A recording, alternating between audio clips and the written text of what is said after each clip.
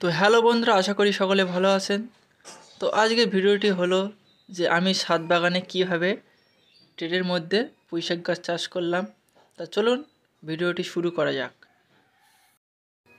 তো বন্ধুরা, আপনারা যারা বাড়িতে টবে পুঁইশাক গাছ চাষ করতে চান তারা বাজার থেকে পুঁইশাকের চারা কিনে এনে রোপণ করতে পারেন, অথবা পুঁইশাকের বীজ কিনে এনে রোপণ করতে পারেন। তো আমার ছাদ বাগানে এখানে কিছু ছোট ছোট পুঁইশাকের চারা বেরিয়েছে। তো আমার আর আলাদা করে বাজার থেকে বীজ কিনতে হয়নি।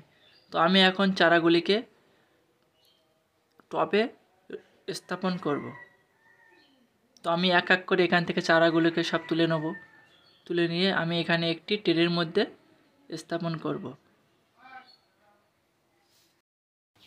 তো বন্ধুরা, আমার এখানে বস্তাগুলির মধ্যে আলাদা গাছ ছিল।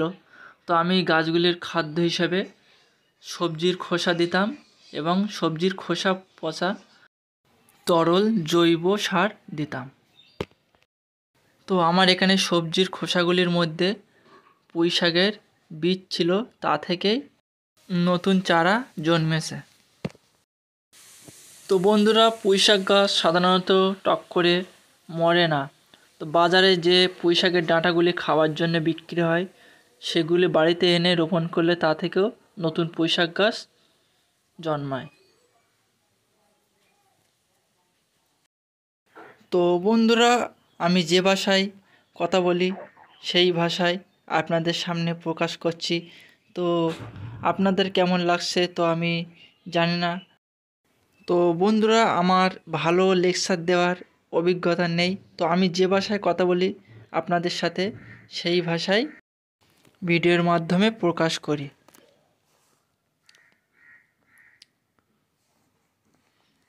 তো বন্ধুরা, আমার এখানে ছোট বড় যা চারা ছিল সব আমি রোপণ করে দিয়েছি।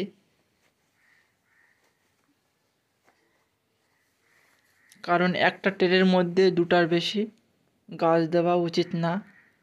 তো আমি এখানে অনেকগুলো গাছ রোপণ করে দিয়েছি, কারণ আমি গাছগুলিকে বেশি বড় হতে দেব না, ছোট অবস্থায় হারভেস্টিং করে নেব।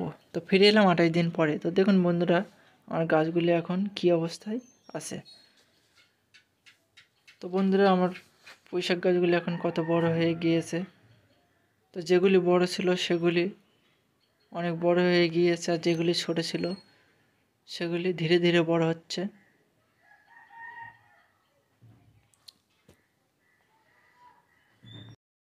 তো বন্ধুরা, আমি এখানে গাছে কোনো রকম সার ব্যবহার করিনি বা কোনো রকম খাবার ব্যবহার করিনি।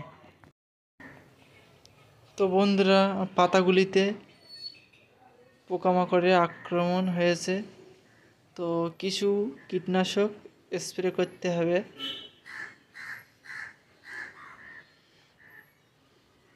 তো পাকা পাতাগুলিকে বেছে ফেলে দিতে হবে, না হলে গাছের গায়ে লেগে থাকলে সেখান থেকে পচন ধরতে পারে।